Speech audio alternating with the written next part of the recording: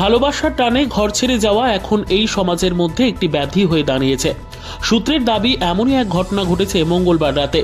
Police সূত্রে জানা যায়, সিপাহীজলা জেলার বিশ্রামগঞ্জ থানাধীন প্রমোদনগর এলাকার কর্পুল নেছা নামে এক গৃহবধূ স্বর্ণালঙ্কার নিয়ে বাড়ি থেকে বেরিয়ে উদয়পুরে চলে আসার জন্য রওনা দেয় এক অটো গাড়ি করে।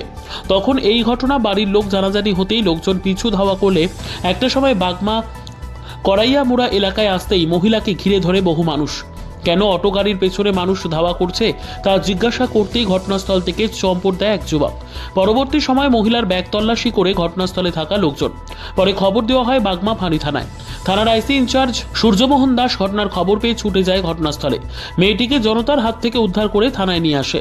পরে গৃহবধূর স্বামীর বাড়ির লোকজন যখন জিজ্ঞেস করে তার সাথে থাকা ব্যাগ কোথায়, যার মধ্যে স্বর্ণালঙ্কার রয়েছে, তখন গৃহবধূ উত্তরে বলে স্বর্ণালঙ্কার ব্যাগের মধ্যে রয়েছে, কিন্তু ততক্ষণে স্বর্ণ উধাও ব্যাগ থেকে।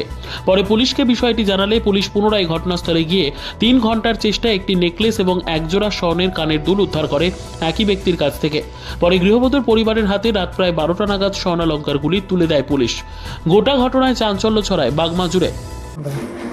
এটা কি হয়েছিল? এটা দেখা আমি গেছিল কই পাইছেন? বাগমা থানা তারা কোন থেকে আনছে তারা?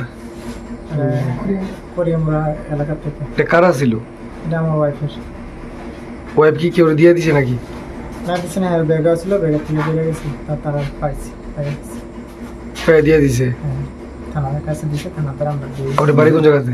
আমার বাড়ি প্রমোদনগর। বিশালগড় না, প্রমোদনগর। ও, আপনার নাম? আমার নাম আবু মিয়া।